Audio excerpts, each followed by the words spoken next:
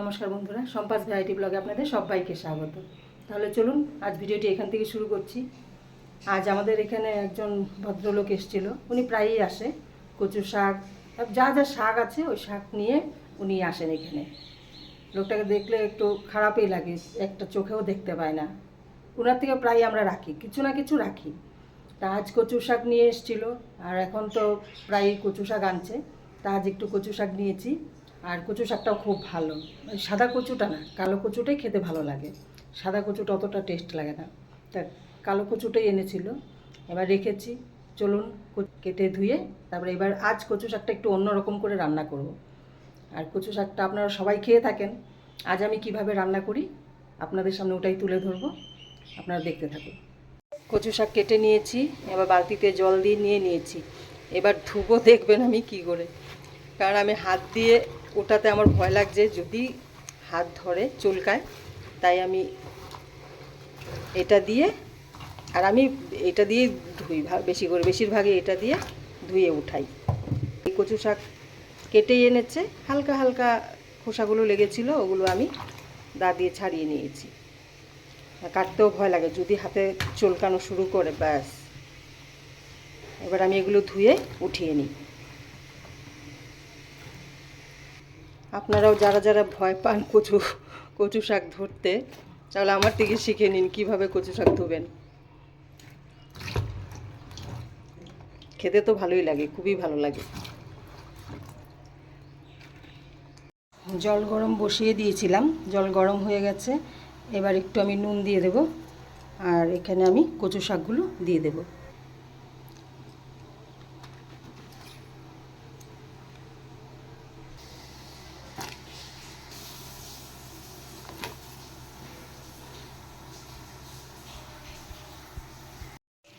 একসাথে কড়াইয়ে সবটা ধরবে না, আমি একটু একটু করে করব। এটা মজে গেলে বাকিটা তারপর দেব। কচু শাক সেদ্ধ হয়ে গেছে, এবার এটা আমি নামিয়ে জলটা ছেঁকে নেব। হ্যাঁ, জলটা ছেঁকে নিচ্ছি। কতগুলো কচু শাক ছিল, মজে এইটুকু হয়ে গেছে। এখানে আমি কিছু সয়াবিন নিয়ে নিয়েছি, এগুলো আমি ভেজাবো না, খালি ধুয়ে উঠিয়ে দেবো এবার। আর বেশি নিইনি, একটু করে নিয়েছি, যাতে নরম না হয়। এই সয়াবিনগুলো ধুয়ে উঠিয়ে নিয়েছি, এগুলো একদম ভেজে নিই, কিন্তু একটু একটু শক্ত রয়েছে আর একটু একটু নরম। এই দেখুন, ঠিক এইভাবে সয়াবিনটা রেডি করে নিতে হবে। এদিকে আমি কড়াই বসিয়ে দিয়েছি, তেলটা গরম হলে এবার আমি দিয়ে দেব। তেল গরম হয়ে গেছে, এবার আমি দিয়ে দিচ্ছি তেজপাতা, গোটা শুকনো লঙ্কা, আর দেব পাঁচফোড়ন। কচু শাক অ্যাকচুয়ালি বেশিরভাগ খাওয়া হয় গোটা জিরে দিয়ে, সাদা জিরে দিয়ে। আজ আমি পাঁচফোড়ন দিচ্ছি, আর দেবো আর একটু সামান্য সাদা জিরে। এবার একটু সাদা জিরে দিয়ে দিচ্ছি।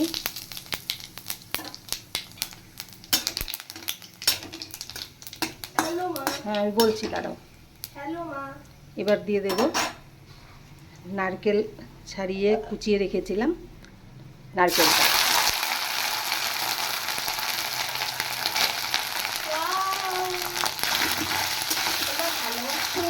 হ্যাঁ, এবার নারকেলটা আমি লাল করে ভেজে নেব। আর আপনারা চাইলে নারকেলটা কুড়িয়েও দিতে পারেন, কারণ নারকেল কুড়িয়ে দিলেও খেতে খুবই ভালো লাগে। এই নারকেলগুলো লাল না হওয়া পর্যন্ত আমি ফ্রাই করতেই থাকবো।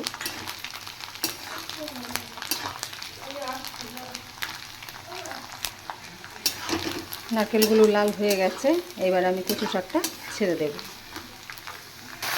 কচু শাকটা দিয়ে দিয়েছি।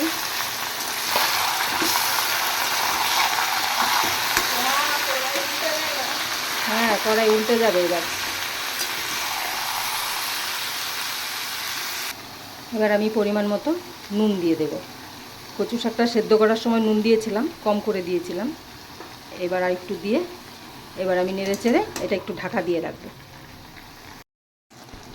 এবার আমি দিয়ে দেব সেদ্ধ করে রাখা ছোলা। হ্যাঁ, তো তুমি তো জানবেই, তুমি রান্না করো।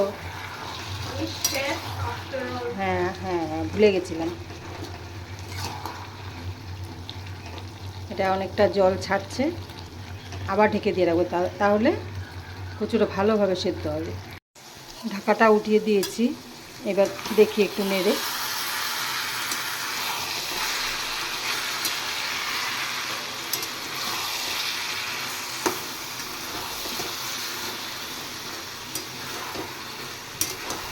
এই জলটা পুরোটা শুকিয়ে যেতে হবে, জলটা আর একটু শুকোবে। এবার আমি দিয়ে দেব হলুদ। এবার আমি হলুদ দিয়ে দিচ্ছি।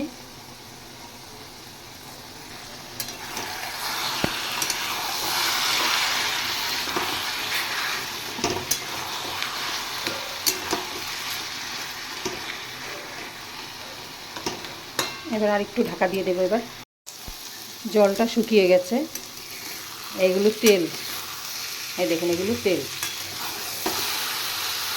এই যে ভাজা হয়ে এসছে, হালকা হালকা লাল হয়ে এসছে।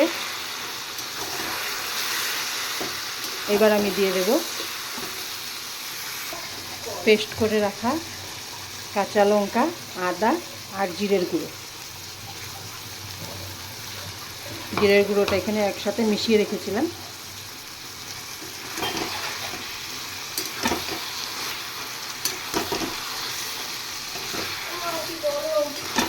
হ্যাঁ বাবা, খুব গরম। আমি তো ঘেমে মনে হয় চান করে যাচ্ছি আর বারবার মুখ মুছছি, এতটাই গরম। এবার আবার একটু ঢাকা দিয়ে দেব। এবার জলটা একদমই শুকিয়ে গেছে। এবার আমি দিয়ে দিচ্ছি পরিমাণ মতো চিনি। এবার আমি সয়াবিনগুলো ধুয়ে উঠিয়ে রেখেছিলাম, এই সয়াবিনগুলো এবার আমি ছেড়ে দেব। আর এই কচুর শাকে যা একটু জল থাকবে, এই জলটা সয়াবিন টেনে নেবে। এবার সয়াবিন সহ ভালো করে ফ্রাই করতে হবে আবার। আর সয়াবিনটা কিন্তু আমি ফ্রাই করিনি, আপনারা দেখেছেন, শুধু ধুয়ে উঠিয়ে দিয়েছি। এই বাবা পড়ে গেল। এবার আবার ঢাকা দিয়ে দেব। আর এবার আমি একদম কম স্টিমে ঢাকা দিয়ে রাখবো। কচু শাক হয়ে গেছে, এই দেখুন একদম সুন্দর ভাজা ভাজা করে নিয়েছি। আর খেলে একটুকুও গলা ধরবে না, এভাবে রান্না করে খেয়ে দেখবেন। হ্যাঁ, তাহলে বন্ধুরা আজ দেখলেন আমি কচু শাক রান্না করেছি, আর কচু শাকটা কীভাবে রান্না করেছি তাও দেখলেন। আর আজ আমি এই প্রথম এই সয়াবিন দিয়ে কচু শাক রান্না করেছি। হয়ে গেছে একদম। টিউশন মেয়ে পড়তে গেছিলো, ওকে খাইয়ে দিয়ে আগেই পাঠিয়ে দিয়েছি, ওর পড়া ছিল, টিউশন ছিল, তাই পড়েই মাত্র আসলো। আর আমিও খেয়ে নিয়েছি, কারণ অনেকটাই বেলা হয়ে গেছে আর দেরিও হয়ে গেছে। আর কচু শাক রাঁধতে জানেনি, অনেকটা সময় লাগে। কচু শাক কেটে এনেছে অবশ্য, এই বয়েল করা আর কচু শাকের সাথে কী কী লাগে এগুলো রেডি করতে অনেকটা সময় লাগে। অনেকটা সময় হয়ে গেছে, তাই দেরি হয়ে গেছিলো বলে আমি খেয়ে তারপর আপনাদের সামনে আবার ক্যামেরায় এসেছি। আর আর খেয়েছি বলে আপনাদের বলতে পারবো, কারণ সয়াবিন দিয়ে যে কচু শাকটা রান্না করেছি খুবই ভালো হয়েছে। আর আমি এই প্রথম রান্না করেছি, আগে কোনো দিনও রান্না করিনি সয়াবিন দিয়ে। এমনি কচু শাক করেছি, ইলিশ মাছের মাথা দিয়েও করেছি, নিরামিষ কচু শাকও করেছি, কিন্তু সয়াবিন দিয়ে কোনো দিনও করিনি। আর এই সয়াবিন দিয়ে কচু শাকটা শিখেছি আমি আমার অরুণাচলে যে আমার মামি শাশুড়ি আছে, ওনার সাথে ফোনে কথা হয়েছে, তা উনি বলল যে এইভাবে রান্না করে খেয়ে দেখো, যে খুব ভালো লাগে। ঠিক আমি রান্না করলাম, খেয়ে মেয়েও খেলো, আমিও খেলাম, খেয়ে দেখলাম হ্যাঁ খুবই ভালো লাগছে। আর সয়াবিনগুলো মুখে যখন পড়ে খেতে খুবই ভালো লাগে। আর এভাবে ঠিক আপনারা রান্না করে একবার খেয়ে দেখবেন যে হ্যাঁ সত্যি ভালো লাগে কি না। আর খেয়ে তারপর আপনারা আমাকে কমেন্ট করে জানাবেন যে কেমন লাগলো খেয়ে।